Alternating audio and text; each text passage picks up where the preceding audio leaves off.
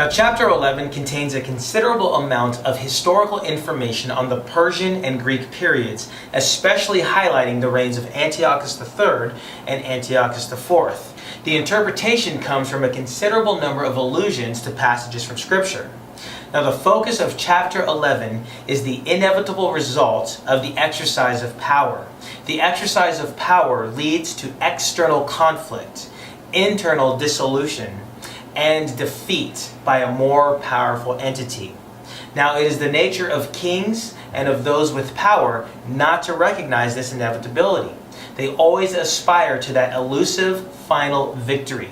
They seek it through marriage alliances, but fail. More commonly, they seek it by the use of force, but that also fails.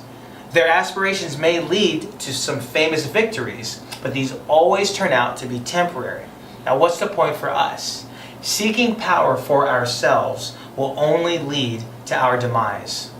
Now, the chapter concludes with the last battle between two kings, and from that point we see the rising of the Archangel Michael. Now, let's talk about the mighty king. Alexander the Great came to the throne in 336 BC. He invaded and conquered the territory from Turkey to India and thus came to rule the largest empire the world had yet known. Daniel 11 refers to this, but as soon as he arises, his empire will break up. Alexander reigned over his empire less than a decade. He died of a fever in 323 BC and his empire shattered. Now let's look at the four winds of heaven. Four major sections eventually emerged from Alexander's fragmented empire, concentrated on Macedon and Greece, Thrace, Syria, and the East and Egypt. Who is the contemptible person? Daniel 11, 21 through 45 deals with the career of Antiochus IV Epiphanes, who was responsible for desecrating the temple, suspending the sacrificial system, and implementing the persecution of God's people. Now, Christians have often used this passage to speak of the Antichrist. But rather than looking at it from the perspective of one Antichrist, let's look at it from the perspective of the spirit of Antichrist that opposes the Lord and manifests itself in different ways and in different generations. For Daniel, he received the revelation of the Antichrist figure that would manifest itself in the 2nd century BC by means of Antiochus IV Epiphanes.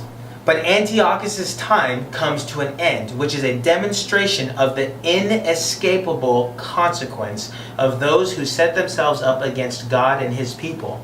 Though evil may have the upper hand for a time, it will always succumb to the power of God. Exegetical notes.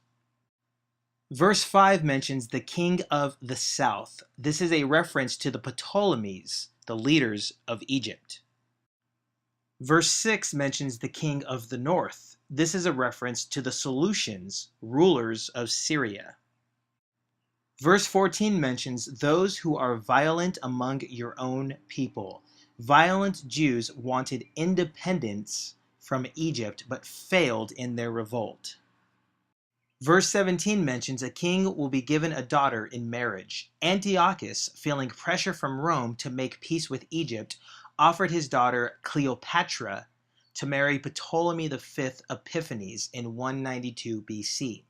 The Syrian hoped that his daughter would spy in order to help him destroy or weaken Egypt and bring it under his power. Cleopatra, instead of helping her father, favored her Egyptian mate. Verse 21 references a contemptible person. Seleucid came to the throne when his brother Seleucus was murdered, the most cruel king of the north. He was known as Antiochus IV Epiphanes. Verse 28, the phrase against the Holy Covenant is a reference to Antiochus, who en route north through Israel met a revolt and struck Jerusalem's temple. The results were catastrophic: 80,000 dead, 40,000 captured, and the sacrificial system profaned. Verse 32 mentions those who have violated the covenant. This is a reference to the Jews who aided and abetted Antiochus. In contrast, verse 32 also mentions the people who know their God. This is a reference to the Jews loyal to God, called Hasidians, who suffered death rather than compromise. Judas Maccabeus eventually led them in a successful revolt. Now, this is great encouragement to you and me as followers of Jesus Christ, that no matter what Antichrist spirit manifests itself in our generation, we can hold to the truth that greater is he that is in me than he that is in the world.